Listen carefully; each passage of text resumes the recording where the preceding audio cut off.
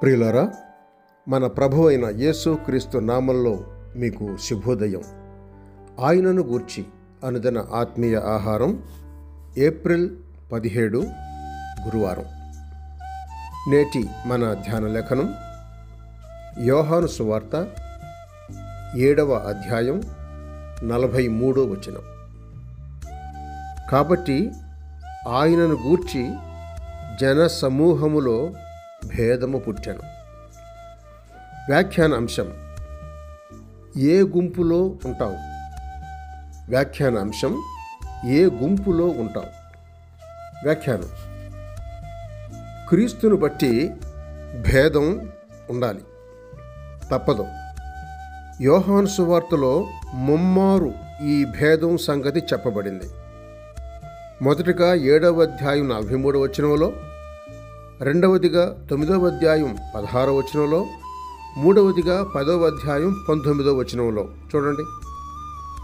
వెలుగునకును చీకటికిని భేదం, నీతికి అవినీతికి భేదం, సాతానుకు క్రీస్తుకు భేదం, పాతాళానికి పరదైసుకు భేదం, నమ్మిన వానికి నమ్మని వానికి భేదం, రక్షింపబడిన వానికి కేవలం రక్షణ లేని వానికి భేదం.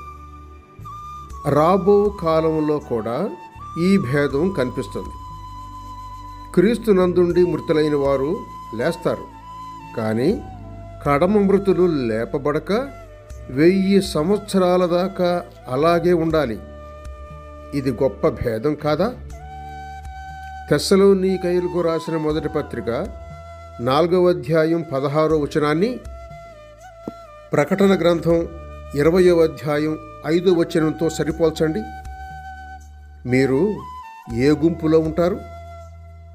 మొదటి పునరుద్ధానంలోనా, లేక 1000 ఏండ్ల తరువాత జరిగే రెండవ పునరుద్ధానపు పాపుల గుంపులోనా?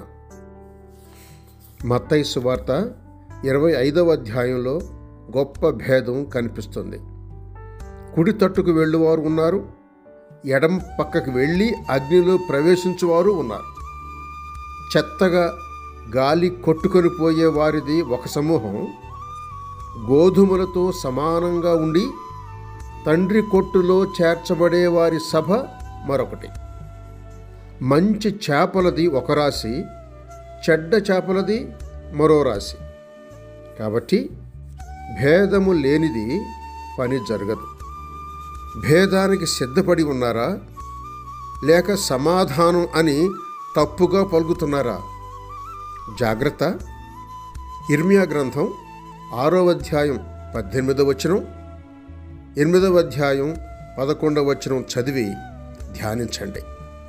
సహోదరుడు సైలస్ ఫాక్స్ శుభములతో.